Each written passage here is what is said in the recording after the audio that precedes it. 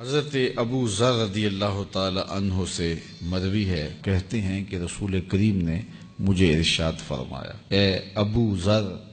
تو جہاں بھی ہو رب سے ڈرتے رہنا، اور جب تجھ سے گناہ ہو جائے تو گناہ کے بعد نیکی کرنا،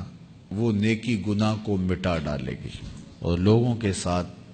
حسن اخلاق سے پیش آنا۔ تو کس قدر تاکید فرمائی اور بار بار ہمیں اس بات کا حکم دیا گیا۔ آپ لوگوں سے الگ تھلگ ہو جاتے ہیں کہ لوگوں کے رویے تلخ ہو گئے ہیں۔ آج جس دور سے ہم گزر رہے ہیں تو آپ رشتہ داریوں میں دیکھ لیجئے، ہمسائیگیوں میں دیکھ لیجئے، حتیٰ کہ ہمیں ممبر و محراب سے بھی نفرتوں کے سبق ملتے ہیں۔ اور میں پچھلے دن کسی نے مجھے 2 شارٹ کلپس بھیجے ہیں،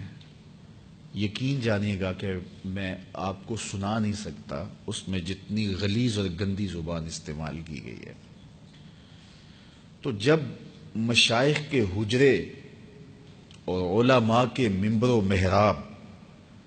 رشتہ داریاں، گلی محلے اور ہمسائیگیاں، دوستوں کی نجی مجالس اور محافل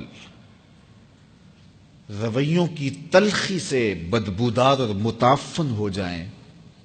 تو نرم اور لطیف طبیعتوں کے حامل لوگ پھر کنارہ کشی کا سوچنے لگ جاتے ہیں۔ لیکن اگر کوئی بندہ خیر کی اور اچھائی کی نیت سے لوگوں کے اندر گھل مل کے رہے، تاکہ اگر یہ رویوں کی تلخی سے ماحول کو مسموم کر رہے ہیں، زہر آلود کر رہے ہیں،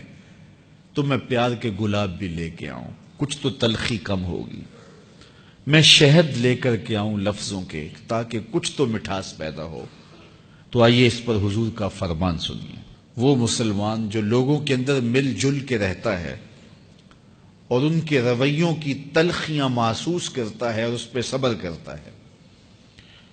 وہ معاشرت چھوڑ کے بھاگ نہیں جاتا، وہ ان کی اذیتوں کو، ان کی جانب سے آنے والی تکلیفوں کو گوارا کرتا ہے، وہ اس مومن سے بہتر ہے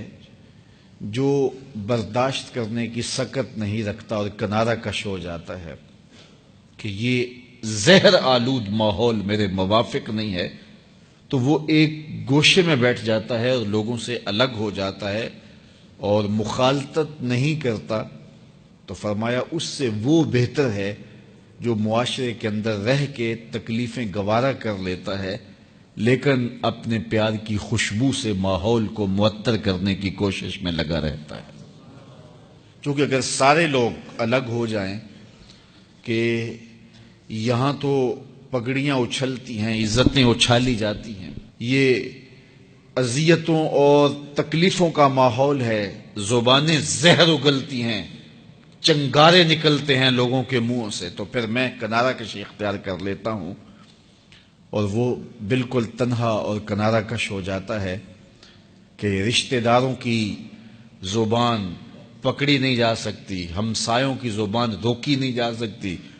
معاشرت کے اندر عدم برداشت ہے اور لوگوں کے لہجوں کے اندر زہر گھلا ہوا ہے، ممبر و محراب سے بھی